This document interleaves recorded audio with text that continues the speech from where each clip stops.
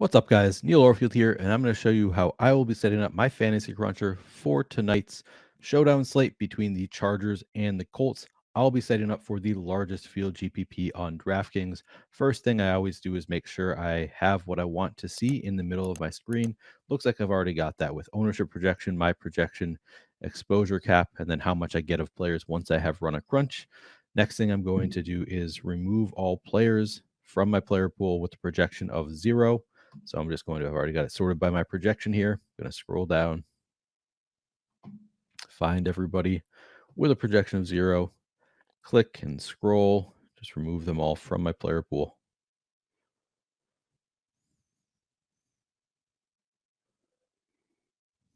This is just going to save me some time later when I'm making groups. These players won't be in there, making it harder to find the players I actually want to include in groups. Okay, looks good.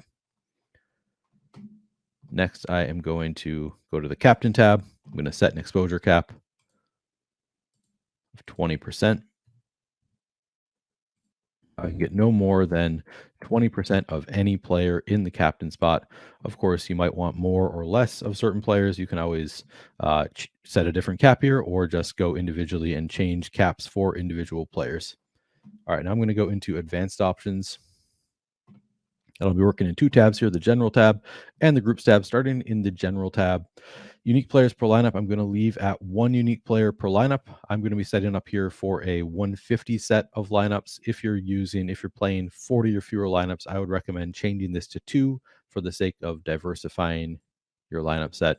But again, for 150, I'm going to leave that at 1 unique player per lineup. Salary cap, not going to set a minimum. I will set a maximum salary to be used just for the purpose of avoiding the most duplicated lineups, because if I'm lucky enough to win, I want to win a lot of money. So I'm going to set the max at 49,000. So now none of my lineups can use more than 49,000 of salary.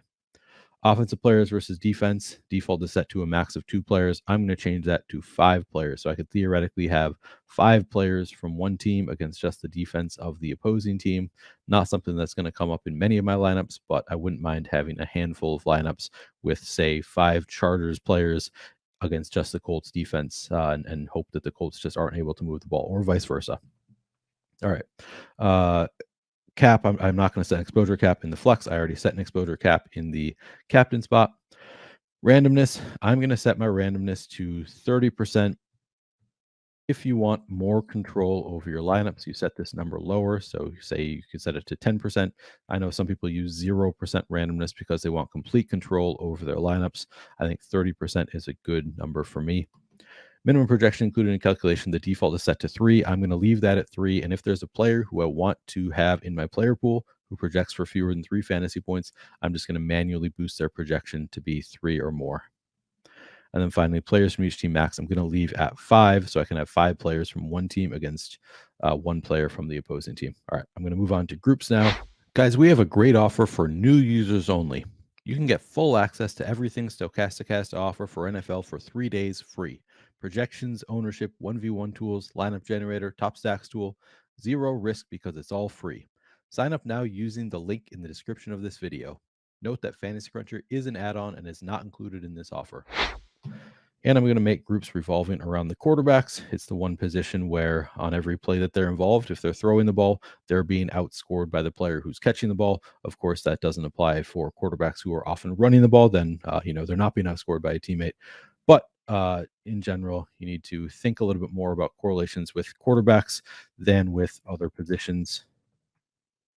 All right, I'm going to start by making a Justin Herbert captain group. So I'm finding Justin Herbert in the captain spot, going to make him my key player.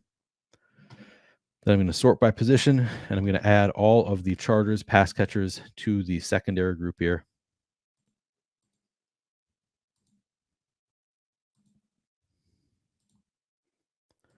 And you can see here I've already, none of the players with 0s are showing up here. I saved myself some time by removing those players. All right, and for Justin Herbert, He does have a little bit of rushing upside. He rushes for, between 10 and 20 yards per game throughout his career. In his first 2 seasons, I think he had like 8 rushing touchdowns. Hasn't really done much in terms of touchdowns on the ground this year, but we know that he has some upside. So for Justin Herbert, I'm going to leave the group rules as they are. I'm going to say if I've got Justin Herbert in the captain spot, I want at least one player from this group to be in the flex.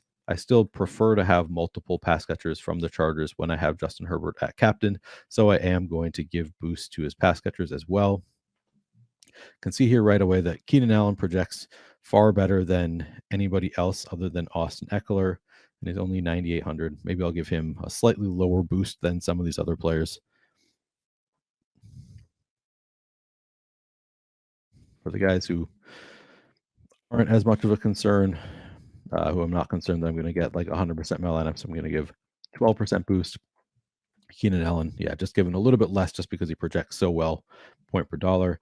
Austin Eckler also projects better than Keenan Allen. Maybe I'll give him and he's also a running back. Typically, I give running backs lower boosts. Of course, that all depends on how involved they are in the passing game too. And Eckler is fairly involved in the passing game. So I'm going to start with these numbers, kind of a trial and error thing. I'll see if I'm getting to 100% of anybody in my Herbert captain lineups and adjust from there. All right, next I'm going to make a Nick Foles captain lineup group. All right, so I'm going to find Nick Foles in the captain spot, make him my key player. And now I'm going to find all of the Colts pass catchers and add them to a secondary group.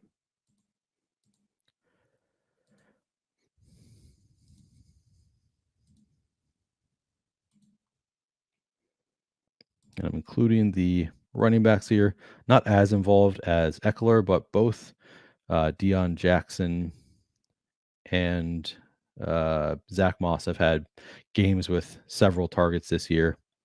Don't really know how involved they're going to be with Nick Foles, but going to include them in this group.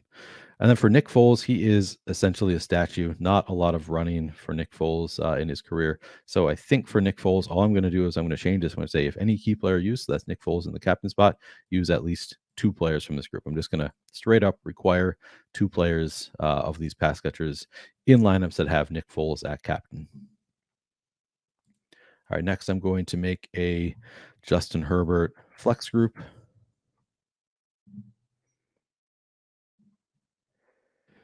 So I'll find Justin Herbert in the flex, make him my key player, and then once again add all of these pass catchers to the secondary group.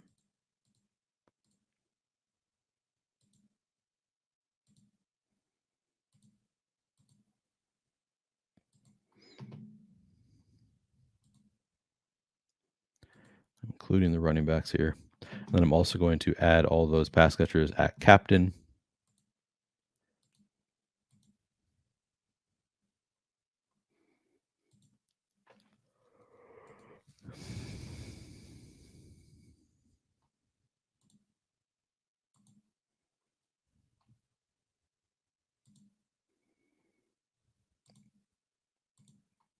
All right, so this is the group.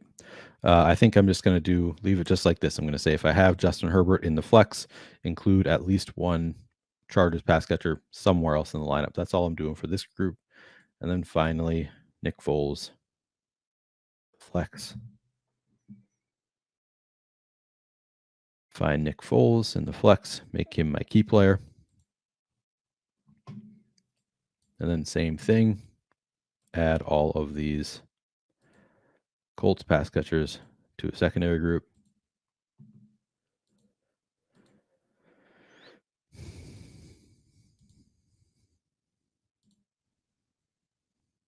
And once again, I'll add all of them in the captain spot as well.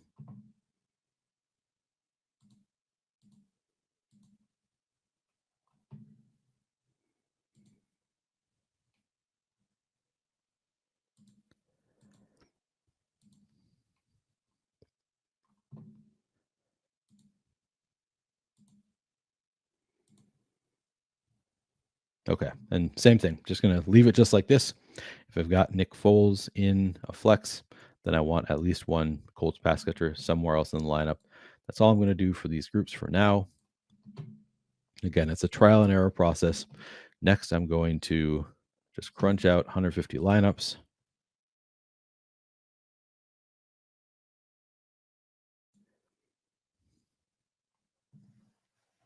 And see what they look like. Oh, this is annoying. All using basically the same color. I'm a little bit too far from my screen. Maybe I can't tell exactly if they are the same color, but they look like the teams are the exact same color on my screen. That'll be fine. All right. I'm going to look at what these lineups look like. First lineup I see, got Justin Herbert at captain with multiple pass catchers in the flex. Like to see that. Nick Foles with one pass catcher in the flex looks good. Okay, next one, Austin Eckler at captain. We got Justin Herbert, some correlation there. No Nick Foles in this one. Looks fine to me. Keenan Allen with Justin Herbert. No Nick Foles. That's fine. Nick Foles, a captain. Two pass catchers, one of them being a running back. Again, I'm okay with that. We've seen games where Zach Moss gets a ton of targets, I think like 8 targets in a game early in the year. Obviously not usually the RB1 for the Colts, so we don't know exactly what to expect going forward if he's going to be very involved in the passing game, but we've seen it a little bit already, so we'll have to wait and see if he is as involved in the passing game as a starter with Nick Foles at quarterback. But I think that looks good. Herbert with Herbert with just one pass catcher in Austin Eckler. I think that's okay. Herbert, Eckler, Allen. Herbert at captain with Eckler, Allen, Williams. Looks good. All right, I'm going to look at those lineups specifically now. My Herbert at captain lineup, see if I did run into any that have like 100% of anybody. All right, so we have 70% Keenan Allen in those Justin Herbert captain groups. So I think my instinct was correct to not give Keenan Allen quite the full 12% boost that I was given to some other players. Same thing with Austin Eckler. Both these guys just getting in a lot anyway, just because they project so well and project well point per dollar. But I think I am okay with how things stand right now. The lineups look like they're correlating well enough. Maybe I should look at the same thing with Nick Foles. So I didn't give any kind of boost to the pass catchers for Nick Foles. That's interesting. So in my Nick Foles captain lineup groups, I have 100% Justin Herbert. Obviously, no correlation written in there by me, but that might just be because I have a ton of Justin Herbert. Yes, because I have Justin Herbert in 77% of my lineups at flex, plus another 20%. So Justin Herbert currently in 97% of my lineups. It makes sense that he's going to be in a lot of those. All right. So the second thing I do, I look at the correlations, and then I look at individually, I go position by position, look at the players, how much am I getting of each. Currently, you can see I'm getting to 77% Justin Herbert plus 20% in the captain spot. So he's in 97% of my lineups, one place or another. Not sure I'm going to want that, but I'll see if that comes down once I adjust other players. Currently, I'm getting Nick Foles in 30% of my lineups. I don't know if I have a problem with that.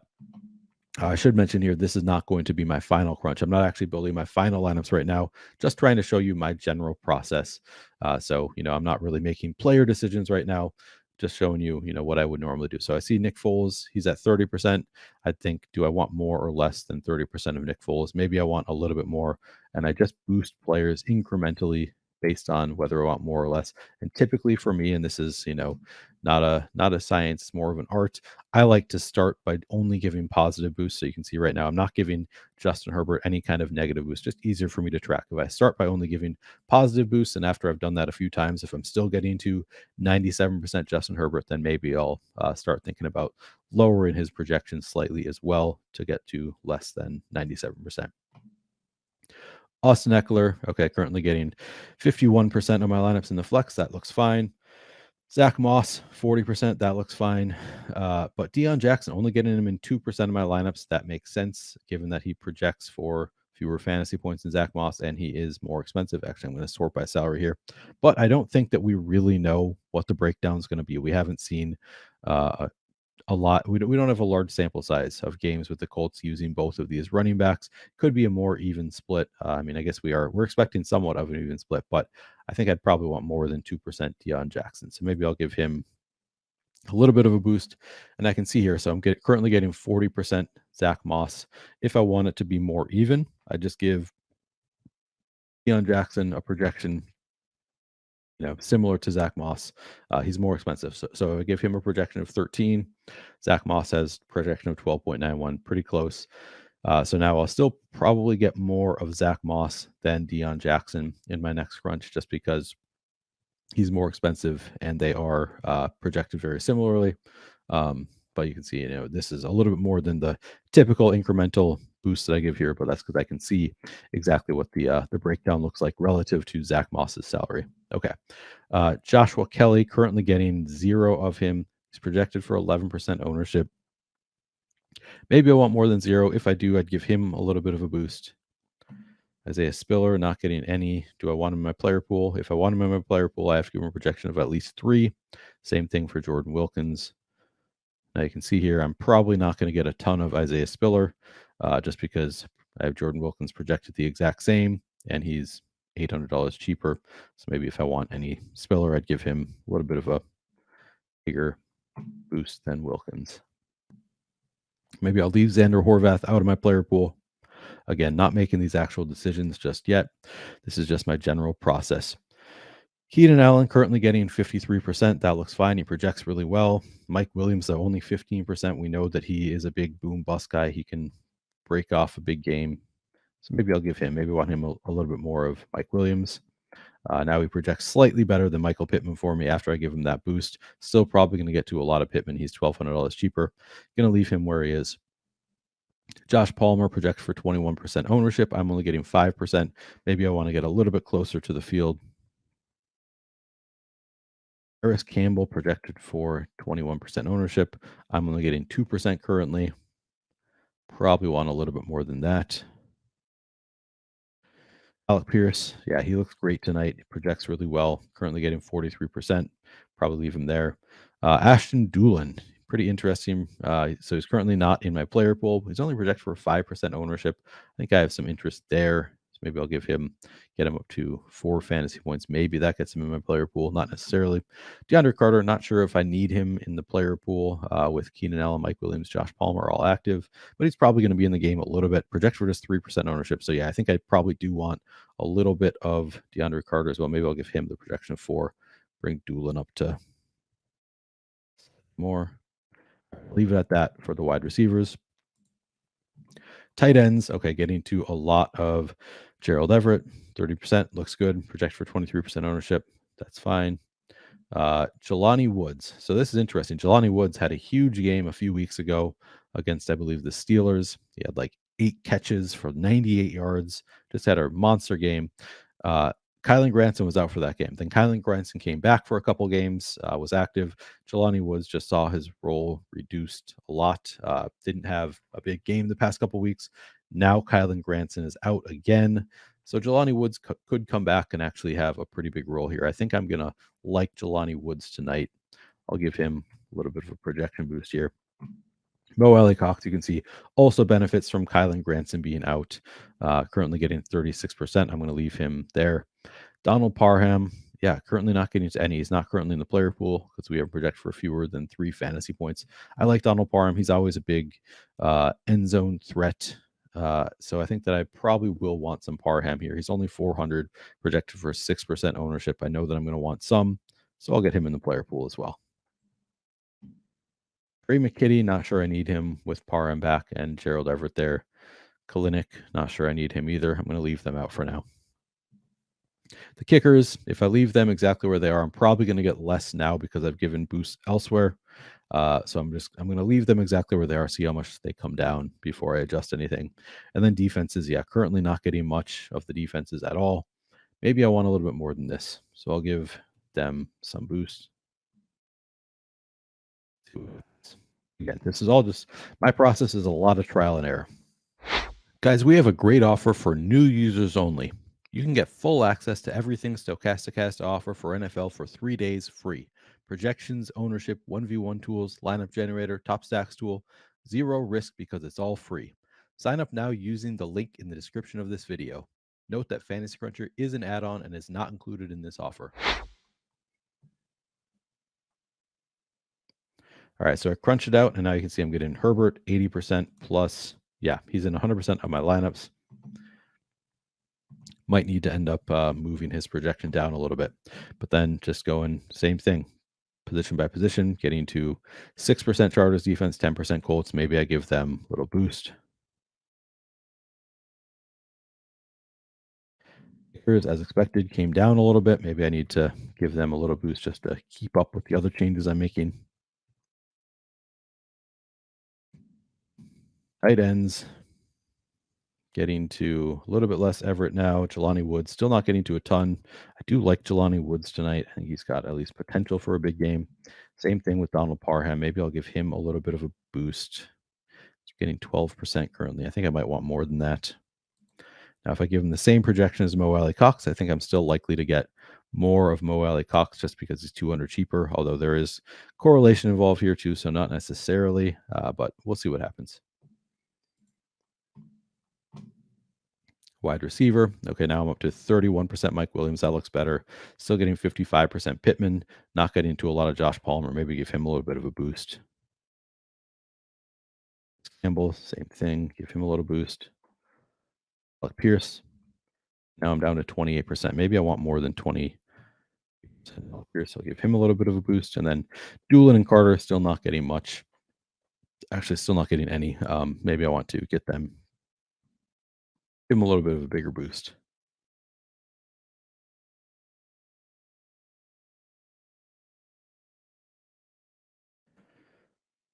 Running backs, still getting to a good amount of Eckler. Now you can see I've brought up my Deion Jackson shares to 22%. That's a little bit more reasonable. Now I'm about even with the field on these guys. Not getting to any Josh Kelly still. Maybe if I want him in the player pool, I probably need to give him a little bit of a boost. Same with these other backups.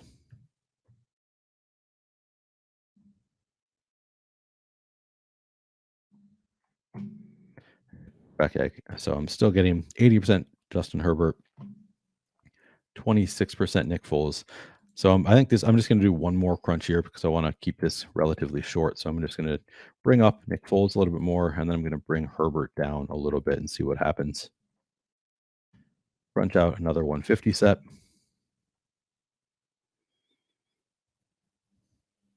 All right, so now I'm still getting to probably 97%.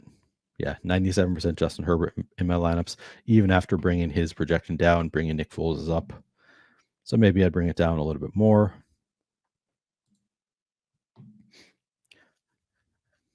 I don't know if I want to make adjustments here. If I want these guys in my player pool, obviously I need to give them all boosts. Maybe Deion Jackson, if I want more than 13%, give him a little bit of a bigger boost. Wide receivers looks pretty good up here. Still not getting much Paris Campbell. Now I'm up to 43% Alec Pierce. I don't know. If I adjust, maybe I'd give Campbell a little bit of a boost. Doolin, Carter, get them in the player pool by giving them a bigger boost. Sorry, get some exposure to them. I'd have to give them a little bit of a boost probably. Tight ends. Now I'm getting to 22% Jelani Woods. That looks more reasonable, more like what I want. Gerald Everett now has come down. Maybe I'd have to give him a little bit of a boost. Donald Parham, this looks okay. Maybe I want even more Parham. I don't know. Undecided at this point how much I'm going to want exactly, but definitely want these tight ends are pretty interesting tonight. So maybe I'd give them boosts. And the kickers, now I gave them a little boost, but now I'm pretty light on these kickers. So maybe boost them up a little bit. And the defenses, I don't know exactly how much I'll want. This looks about reasonable. But again, it's all just trial and error. I go in and just incrementally make adjustments until I get to exposure levels that I like. And I just check the lineup cards themselves to see if they correlate the way that I want them to. And just looking at these first couple, Justin Herbert with 1, 2, 3, 4 pass catchers. That's a lot, but I don't really mind it. That would be, if Justin Herbert's in the captain spot, he's probably throwing a few touchdowns. So I think that this could work out where he throws 4 touchdowns to 4 different players. Certainly not the weirdest thing that we would have seen on a showdown slate. So this lineup looks fine. Next one, we see Foles with Pittman and Pierce. That looks good to me. Again, I don't mind that the Chargers defense is in there with Nick Foles as captain. Not a lot of people are going to use that, and it's not that uncommon to see, the quarterback from one team be in the captain spot and the defense from the opposing team in the flex and see it still work out. They can get sacks, interceptions, defensive touchdown. There's a lot of ways for that to work out. And here we still have Herbert with Mike Williams as well. So in general, I think these lineups look like they are correlated well enough, and I'm getting closer to the player exposure levels that I want. Again, I'm not going to go through and crunch 30 times before I get to the lineups that I want. I think that's the final crunch I'm going to run here. Just wanted to show you my general process, which is just trial and error, looking at making sure I'm getting the correlations I want and player exposures that I want. Anyway, good luck tonight. Hope you, if you've got a sweat going in season long or best ball, hope you can pull it off. And if not, screw it. Let's win some money at DFS. Hope you can find some success using this or a similar process. Good luck.